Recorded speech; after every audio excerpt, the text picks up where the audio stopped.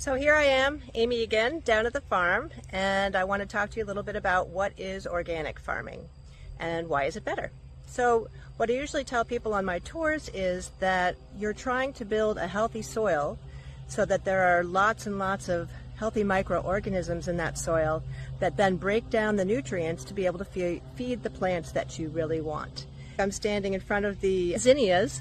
These zinnias we plant partly because we create flower bouquets and we love flowers, and it's one of the many things that we plant to attract pollinators, because without pollinators we would have about 1/3 less of the food that we produce. Some of the ways that we create this healthy soil and farm organically is, you can see this was corn, so we won't plant corn in the same place next season because there are two different reasons. One is the nutrients that are depleted by the corn. We don't want the same nutrients to be deficient for next season, and we don't want any corn pests hanging out in the soil waiting to pop in when the corn pops up. Another technique is called cover crops. That's what this is. I believe this is sorghum, and oftentimes Dave plants winter rye, and then this will die down once it frosts and it'll start to grow again in the spring, and then he'll turn it into the soil so that it becomes a green manure to feed the soil.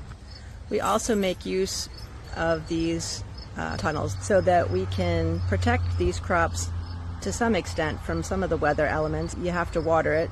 Here's our kale that will continue to grow into the fall, and that is some of the winter squash crop drying or curing. So what do we use for fertilizers? Well, on an organic farm you would use compost, dehydrated chicken manure, composted manure. You can use things like seaweed and fish emulsion. The green manure was that cover crop is one of the ways. So how does this differ from conventional farming?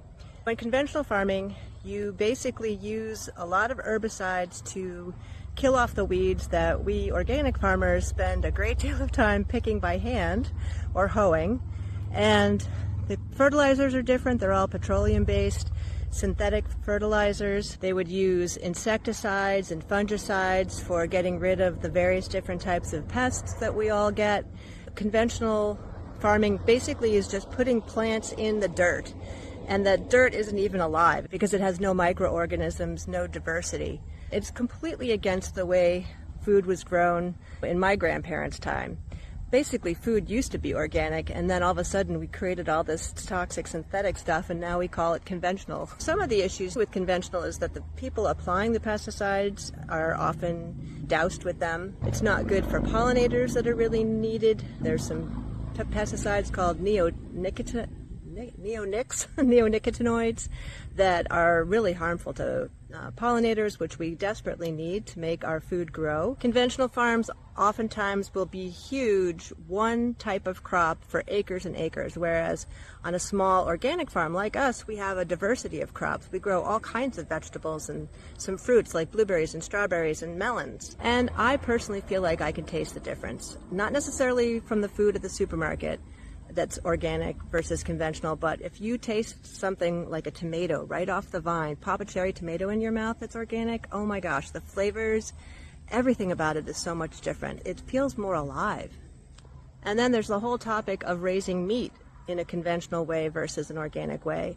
Conventional is usually big factory farms where the animals are stuck indoors. They don't have enough room to move around. They're given all kinds of antibiotics, which makes it much harder for us if we need antibiotics, because a lot of us have become antibiotic resistant. The alternative then would be my favorite, things like grass-fed, grass-finished beef that's having a great life out on the pasture where they're supposed to be, getting sunlight, not being cramped, medicated, stressed. You want chickens that are out on pasture, that are not stuck wall to wall inside a big greenhouse, and they're not able to move around and dust themselves like they do. That just gives you a little idea of the differences.